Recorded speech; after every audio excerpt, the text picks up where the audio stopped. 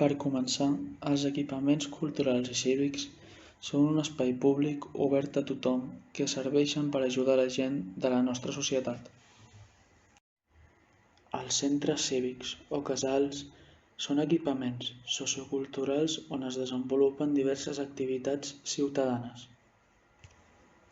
Les biblioteques són una col·lecció de recursos en diferents suports organitzada per professionals de la informació o altres experts que hi proporcionen accés físic, digital, bibliogràfic o intel·lectual i ofereixen serveis per tal de satisfer les necessitats d'informació, de formació, cultura i de lleure dels seus usuaris amb l'objectiu d'estimular l'aprenentatge individual i el desenvolupament de la societat en el seu conjunt.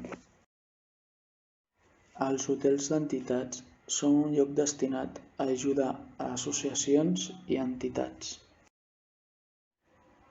Els ateneus populars són llocs oberts a tothom sense cap discriminació que volen que aprenem sobre coneixements artístics, literaris i científics.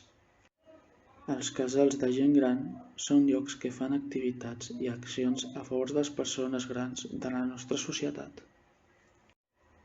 Els casals d'infants són llocs on porten els nens de 0 fins a 12 anys i és sobretot un espai de joc per aprendre a conviure amb altres nens.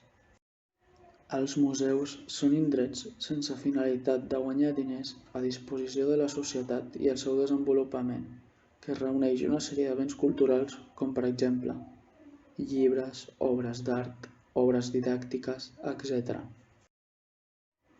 Els conservatoris són centres educatius en els que imparteixen classes relacionades amb l'art i la música.